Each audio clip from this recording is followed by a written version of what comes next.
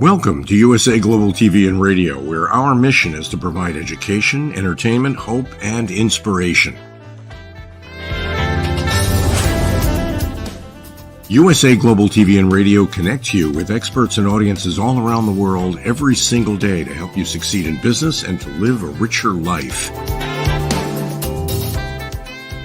Visit us at usaglobaltv.com to learn about career and life-changing training and mentoring programs like the Listening Mentor. Subscribe to our newsletter to stay informed about our special programs and offers. Discover how you can become a guest on one of our shows or a host or producer of a USA Global TV and Radio show of your very own. That's USA Global TV and Radio, where the doctor is always in.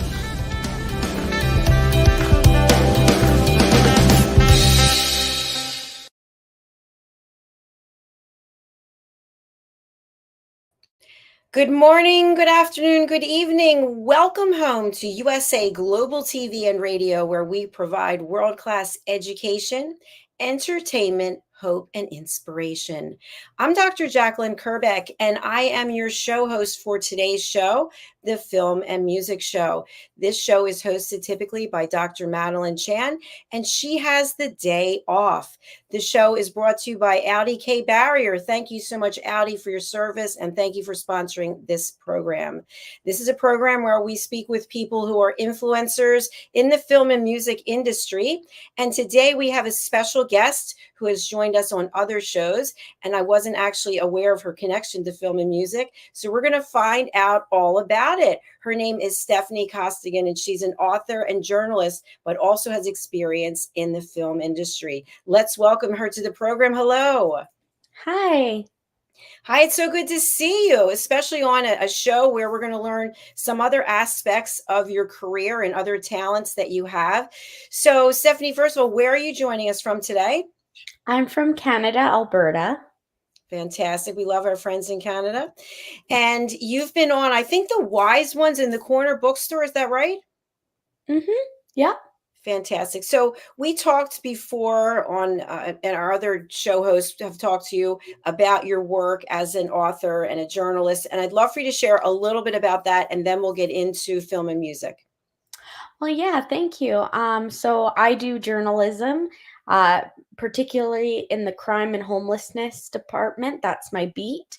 And then I'm also an author. I've published so far 2 books, my young adult book of Land of the Dragon, a historic fantasy, and most recently a children's book called A Stony Gaze about group polarization and mob mentality. Wow, they are some heavy topics. Congratulations. That is super fun. I love it.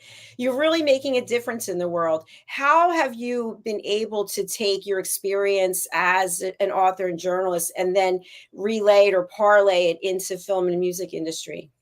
So it's kind of funny. I feel like I was more in kind of the film and music industry before I became into journalism and stuff like that. I was always kind of the writer, but I also, have a lot of experience in theater. And I think that's kind of what helped me to present myself. But also, I worked on writing even the plays and screenplays and stories that go behind it. And I actually found out I kind of prefer that more than being in the spotlight. I understand exactly what you're saying.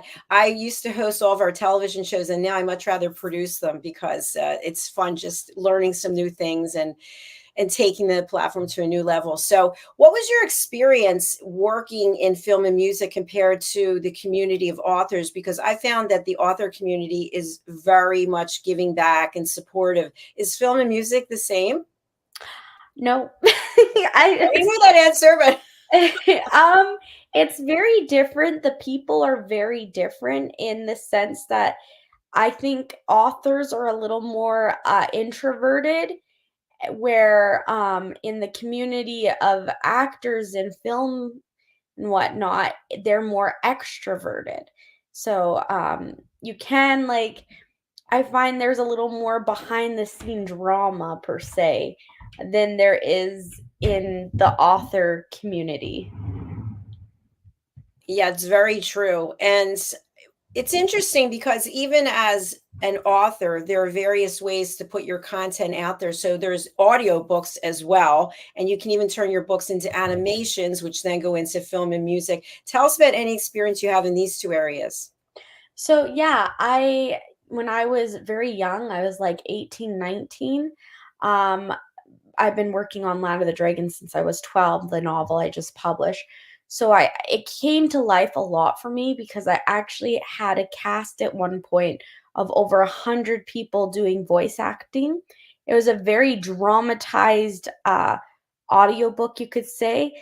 Since then, we've taken it down because the book is published and things have changed in the book from past, but we plan on doing another audiobook again. And I like the dramatization. I know audiobooks normally have like one narrator and or two narrators, but I love the dramatization where there's a voice for everybody. It just brings it so much more life into it.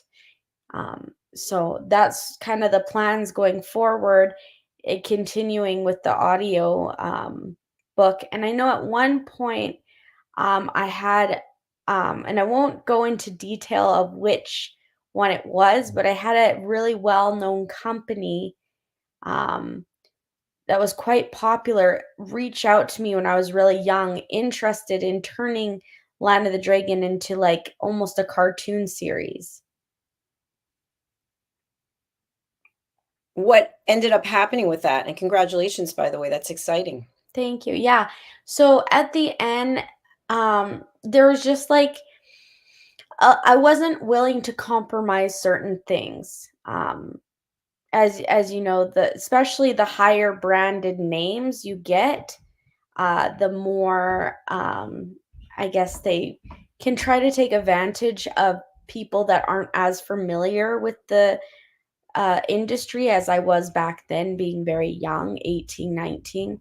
But I wouldn't have it because I knew I was a little more smarter in the film sense, and I knew what a good contract was versus a not so fair contract. So that's what happened at the end is I just didn't agree to it. Um, and I wouldn't lower my story standards, you could say. I love the fact that you were savvy and you protected your own rights because a lot of times I hear stories from people that they didn't understand or they didn't read the contract or their person representing them didn't tell them and they lost the rights to the work that they created or the characters were changed or the storyline was changed. And by the way, for people who are on our audio platforms only, we are showing Stephanie's website here, which is landofthedragon.ca, CA as in Canada. So please go over there and take a look. So for an audiobook, I've never done an audiobook yet. I'd like to do one, but I've been told that these standards are extremely high. And then it has to be recorded in a soundproof room or something, or it's best to outsource it to someone else? What are your thoughts about this? So it's true. Like for audiobooks, the industry was super high. That's another reason I didn't use my old recordings because the equipment back then versus now is very different and the quality isn't as good as it is now, right? So it's just you have to make sure you're editing it right. That's why like a lot of authors are discouraged or they're advised not to do their own audiobooks just because it can be very complicated on the layout and getting, I guess, success with it being accepted with the standards, especially if they don't have the proper equipment to do the recording, can run into some issues there. So, yeah, but I've talked to like a lot of voice actors and people that edit, you could say, audiobooks and do it for a living.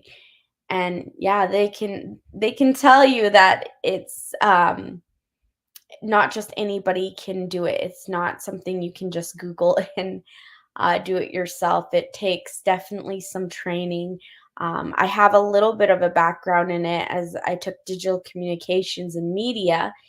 And basically, I learned radio. I learned how to talk for radio. I learned how to edit for radio and whatnot. So I have a little bit more of a background in that kind of thing. That's super important. And I also think that if you have someone who is a professional voiceover actor, you're going to incur some expenses. And I think a person has to evaluate what they think the sales are going to be if they're doing their own marketing and yet they're hiring professionals to do the voiceovers. I know for myself, just in doing book readings, it's very difficult for me personally to change my voice to to different characters because I forget which character sounds like what. And so I don't even enjoy doing the book readings because I feel so much pressure to try to remember the ladybug sounds like this, the pig sounds like that. And it is challenging. So working with a professional, I think, makes a lot of sense. I think it's also interesting, especially, I don't know if it was before the pandemic and then through the pandemic, there have been a number of television shows slash streaming programs about dragons or where dragons are featured. So I want to come back to your book, Land of the Dragon. I want to bring up the website again. And I want you to share with us a little bit about the characters that are portrayed in here. Is that something you can do for us? Definitely, yeah. So, with developing, a good story and whatnot, I used a a really good personality test, a 16 personality test. It's really well done. Definitely recommend it. But I use that in developing each of these characters so that they don't make choices that convenience the story. They make choices that keeps them within the character. And for me, I felt like that was extremely important because I have noticed a drop in quality with story plots and whatnot in the show industry. It's quite sad because it's about pumping things out, but there a lot of the times the characters will actually go out of character to move the story from A to B, and it drives me absolutely bonkers. And I think that's why like I've noticed a shift in movies and shows that nowadays like movies are not as big. It's more the series and the episodes, and more books and whatnot are being picked up in the show industry. And that's because the books are very well developed, right? They've been planned out and they usually pick the really popular books that are out there. And I think that's genius because they are running out ideas. That's why we're seeing sequels to all these older popular shows, but then everybody's disappointed because it wasn't as good as the original, when really they just need to let it go and start picking up more authors and more books and whatnot, because that I think is going to be the driving force to future TV series to future classic movies and whatnot, is picking up these good stories that are well developed instead of trying to, reuse and go back to all these old stories. They were good for a reason, but when they pick them back up, they just don't have the same effect or authenticity or that they did originally, right? They just, a matter of fact, a lot of people get disappointed and are just really like, not to diss, but I remember like Willow, the classic show of Willow, and how they tried to pick it back up and make a TV series out of that. That was just absolutely terrible. It went only for one season and then it was dropped and it was absolutely horrible. Like, I felt like Willow wasn't even his old character or his old self. It was just such a disappointment to fans. Um, so that's what I think these industries are running out of ideas and they're not planning the characters very well. And that's why I think it's very important that they actually pick up uh, books, they pick up stories that are well developed. And that was kind of in Land of the Dragon. My hopes is I wanted the characters really well developed. That's why I did that personality test with each of them. Also, doing a audiobook with a cast of over 100 really brought the characters even more to life and made me do even some fixing and more character development, if that makes sense. It absolutely does. You brought up so many good points there, and I have to say, I'm not someone who watches mainstream television. I watch the streaming channels, and sometimes I'll get to the end of a series and I'll be like, "That didn't even make any sense. The guy was doing this, now he's doing that. What happened to her?" So you're spot on with that. I think that they're running out of content. So you've just mentioned some great ways that they come up with new content. I'd love to have you share with us with these 16 different personalities. Is it's the one we have here, the tests. So tell us about Eleanor and these letters for that personality. Can you describe that for us? Yeah, so these letters are based on certain, like, I guess, characteristics. So for Eleanor's personality, and Eleanor, by the way, is like the main female protagonist in Land of the Dragon. But for her, she would be identified in the 16 personality test as a campaigner.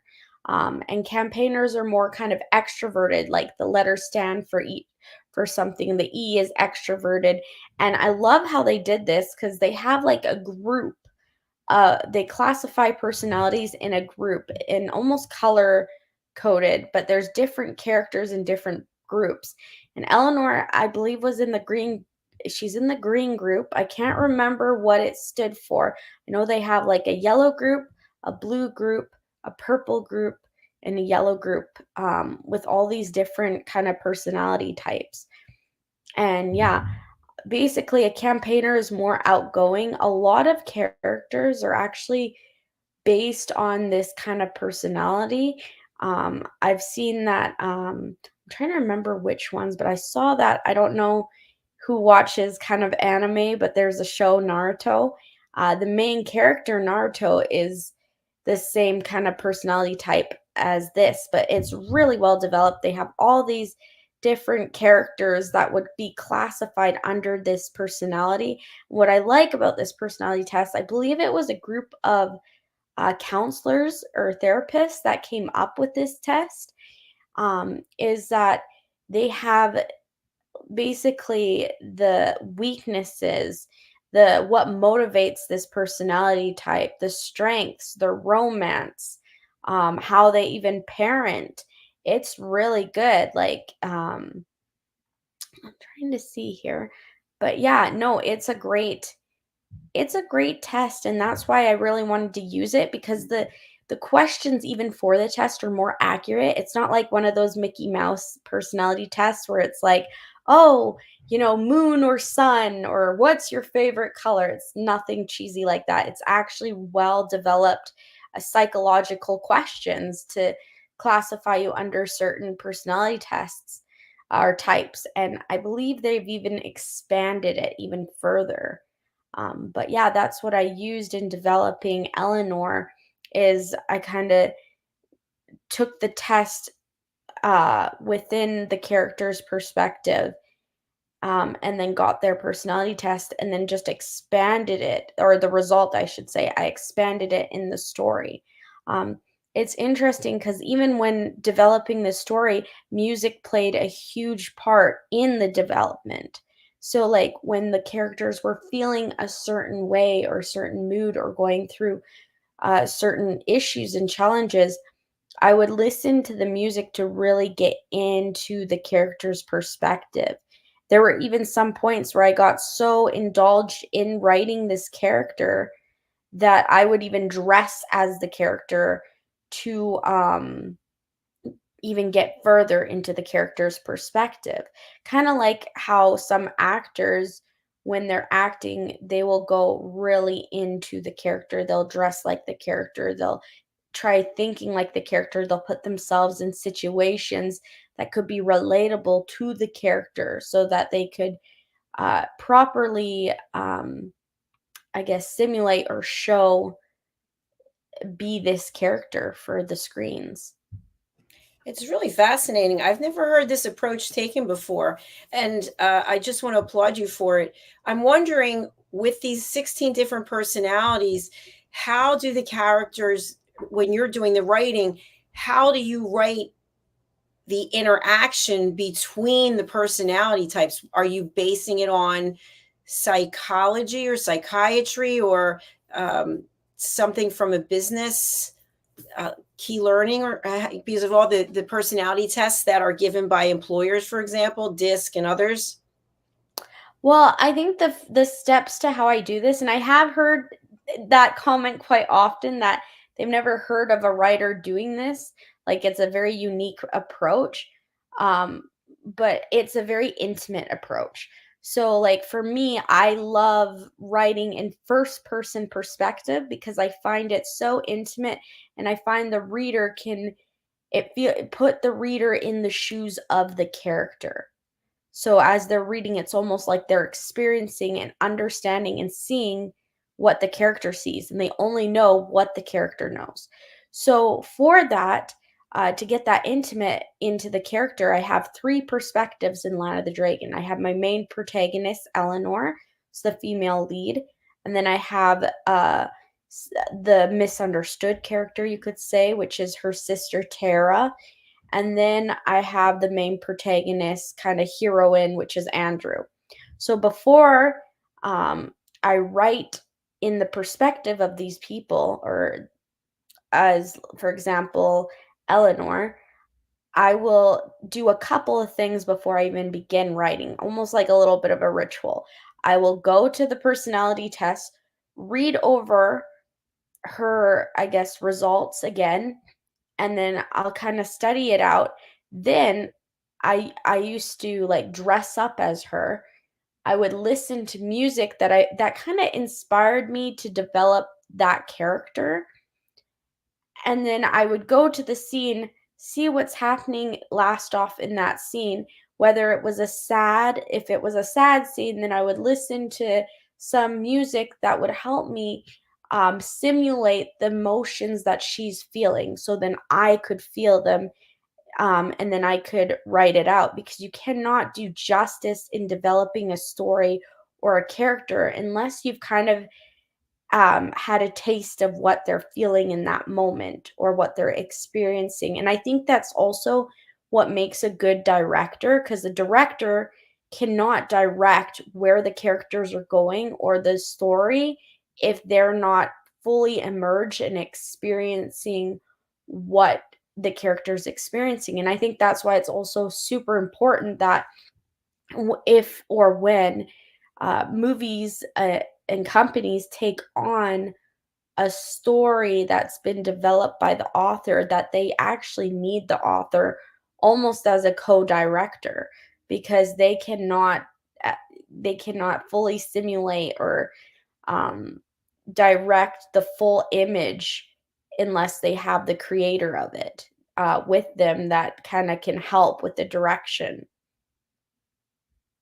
Thanks for sharing that, Stephanie. What kind of impact does all of this have on you emotionally? So are you completely exhausted? It sounds like you're pouring yourself into this. How is it impacting you? Well, like I said, this story is a story I've been developing since I was 12 years old. So there were times where I spent, as especially before I had kids, my whole day just writing and developing and tweaking and fixing. Like it was pretty intense. I can definitely say there are certain characters that are emotionally draining to to write. And my husband can also kind of testify to that. That he knew after I wrote a particular character because I felt a little grumpy afterwards because it's just emotionally exhausting to put yourself in a certain character, especially if the character is very negative. It takes some time uh, to kind of clean that off your emotions or yourself because it's a lot trying to put yourself so intimately and intensely in this character. um it can be overwhelming, that's for sure, but then you kind of learn a balance of um how to, as soon as the writing is down, how to go back and be yourself. So you just kind of learn the balance. And I believe that's the same probably feeling as actors feel too, is they get very intimate with the character if they're good actors. And you know, they they change. They actually like in that moment they change to be that character in order to do the proper expressions, to display the proper um I guess personality. People have to really like almost forget themselves in that moment. So that's kind of how it felt too with writing this. And that's where I think my background in theater and music and whatnot kind of helped me to simulate these characters within my writing so intimately. I really applaud you for being able to describe that so concisely because I think at least Dr. Chan, who hosts this show, she and a number of other hosts on our platform are always talking about clearing the energies and how can you do that. And I know myself as a certified coach, when I first started life coaching, I would be crying with the client. I would be an emotional wreck because I was taking it all in. I didn't have any boundaries. So I think boundaries are also important and also clearing energies. What do you do for self care? For myself, I it's funny. It's like as soon as I'm done writing, especially when it's a negative character, I try to actually avoid doing really um dark characters because it actually scares me, to be quite honest, because of the vibes and the energy. And it's just, yeah. But after I'm done doing that, I'll actually go and have a shower or a hot bath, or and then just recompose myself. And then I go and be with my family, and that really brings me back, makes me feel quite happy, and just that it helps separate that character from myself, if that makes sense. It absolutely does. And a question I have for you, I know that you have a phenomenal publicist. We really appreciate Mickey Mickelson, and he's got a very wonderful group of clients. What are you finding from the authors you're interacting with today versus when you first started? So, in other words, you had mentioned previously that the writing for television and movies doesn't, oh, it's not always congruent, it's not always logical. Are you finding there's been an evolution in terms of writing by authors today as opposed to when you first started? Oh yeah, there's a huge change in the world with authors. Like when I was younger in my youth, the author world was so different. Like only the big ones make it. And even that, like it's just like what they said, like with Harry Potter, it took her 11 times to submit her story before it was picked up. But I find in the past, the author industry was a lot more clicky. It was a lot more clicky, and you definitely had to really, really follow a certain guideline or standards. It wasn't as open with the storytelling. There wasn't as many styles to present a story. It was very almost textbook. Um, and if you were a nobody, if you did not publish in a house, where today we see a rise in indie authors. There's been such a difference because of I guess, social media has gotten so big that it's almost like the publishing houses are starting to lose their place a little bit, or their grounding, because before they could demand kind of unfair contracts, very unfair, where the writer gets peanuts, or they're almost like a ghost writer, where they're not really getting what they deserve, right? Because they were marketing their book. So, but nowadays, a lot of the work in marketing or formatting a book is so easy. Well, it's easier to figure out. Like, you could just YouTube how to put or format a book, and then some people can pick it up really good, others kind of struggle, but it's just easier nowadays to put your own content together. Um, that there's been a rise in indie authors, but also with that rise, there's also been kind of a shift in standards, where the standards are not the same. And there's a lot more coaching to be an author. There's a lot more uh, knowledge, where before it was more tight-lipped, um, where you had to specifically go to school or get certain degrees to understand, but now the knowledge is a lot more open, I find. Um, where, yeah, before it was more clicky and harder to get into, but now it's more open. There's more open mindedness to different stories, and genres are absolutely, there's like never ending genres, because before it was very simple with the type of genres, but now there's like break off branches to one genre. Like, for example, fantasy. There's not just fantasy. You could be a dark fantasy, a romance fantasy, historic fantasy, all this stuff. Like, there's almost never ending branches of the different types of streams you can be in. There's a lot of opportunity, that's for sure. So, what's next for you? For me, I really want to continue writing and publishing my books. I've been working on Land of the Dragon 2, but I really want to focus on actually doing an audiobook for Land of the Dragon. I have the old recordings that I listened to, and it was very epic. A lot of people really liked it, because there were so many voices, right? There wasn't just one narrator. There was just a voice for every character. Even the background characters had different voices.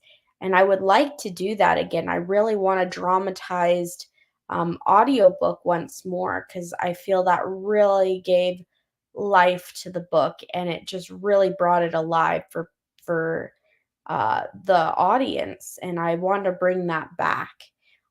So that's kind of what I'm looking into doing, is updated, really well done audiobook for Land of the Dragon. And Land Dragon has won several awards, so I'd like to do it justice with the audio. I don't want just any old fashion. I want it really well put together. So that's kind of my aim, what I'm looking into doing next.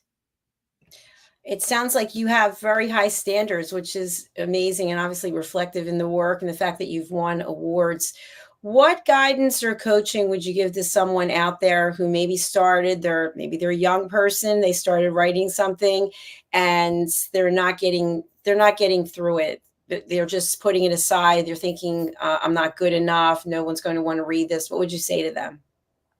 I would say that they need to first find confidence in themselves because, writing, I understand, especially putting something that means so much out to you out there is hard because it's a piece of yourself. That's why authors are so emotional with their work. It's so competitive is because they're putting a piece of their heart out there, and for it to get torn apart is absolutely gut wrenching, but it's life and it makes you stronger. And just find more confidence, because if you believe in yourself and you put your own standards high, um, and work hard towards it, then it's going to be hard for people to chew it apart. Um, because it will gain merit and it will gain its own respect. So that's what I would say is just be confident and keep trying. I'm dyslexic, and it was really hard for me to write for years, like, because it's my passion though, but it's also my weakness, and I have to use certain tools to help me through my writing. And even then, I'm much slower than your typical writer. I'm not like an amazing, crazy doctorate type of writer. I'm just a normal person with a learning disability that has worked extremely hard and put everything into my writing. And even then, no one's perfect. There's always going to be some things, but if I can do it, I know other people can do it. So. Excellent words of wisdom. Thank you, Steffanie. We're actually at the end of our episode. It has literally flown by, and I'm sorry that Dr. Chan wasn't here, but I feel very honored to be able to have had this conversation with you today. What would you like to leave our audience with, and what's the best way for people to get in touch with you? Well, yeah, just like you shared earlier, the www.landofthedragon.ca is a good way to reach me. I'm also on Facebook at Land of the Dragon. I'm on Instagram. I'm on TikTok. I'm on YouTube. I'm on X. I'm everywhere. I'm not hard to reach. And yeah, I just really hope, honestly, the inspiration behind what I do, whether it's directing or writing or whatever, is I really want to make an impact in people's lives, and I want the stories to resonate with people so that they can learn from them and that it can inspire them in their own lives. So that's what I'd like to leave people with. Thank you so much. And again, please do go over to landofthedragon.ca and reach out to Steffanie. We wish you all the best, and we look forward to seeing you again as you continue your journey. Awesome. Thank you so much. It's been a pleasure. Thank you. Bye-bye. Thank you, everyone. Please do reach out to Steffanie. And if you're not aware, we do have 2 YouTube channels, USA Global TV and Radio, as well as Dr. Jacalyn Kerbeck. Our shows are now also podcasts in addition to live streaming broadcasts. And some of our shows are on Roku worldwide, Amazon Fire, E360 TV, and Zizzle TV as well. We're saying goodbye for now, but please do come back and see us for our next show. We'll be happy to have you join our community of elevated listeners. Go over to our website, which is usaglobaltv.com. Thanks so much. We'll see you again soon. USA Global TV and Radio proudly presents our partner and sponsor, Mr. Philip Sykes and the British School of Excellence. Building confidence, changing lives. And now, proudly presenting The Polished Professional. On a transformative journey with the British School of Excellence's comprehensive suite of masterclasses, crafted to elevate your professional and personal life. 8 outstanding modules will elevate you to the next level.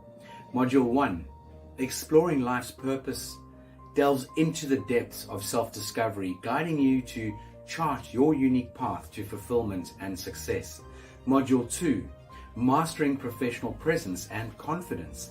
This masterclass is a deep dive into the art of self-assurance and commanding presence, which is essential for standing out in today's competitive landscape. Module 3, Learn the Secrets of Visual Impact, how to curate a personal style that amplifies your professional brand. Module 4, mastering professional etiquette and communication excellence, navigating the nuances of corporate interaction with grace and tact. Module 5, elegance and eloquence. We impart powerful techniques to captivate and persuade any audience with your oratory skills. Module 6, unlock the potential of your emotional intelligence, EQ, and harness the ability to connect, empathize, and lead with emotional savvy. Module 7, mastering DISC, building a gateway to understanding behavioral styles, fostering better personal and professional relationships. Module 8, mastery in dining etiquette, building your confidence to perfect the subtleties of dining with finesse, enhancing your social savviness at any table. Step into the Polished Professional program where poise, elegance, and excellence aren't just taught, they're instilled for life. Join us to redefine your potential and polish your professional edge. To learn more, go to thebritishschoolofexcellence.com.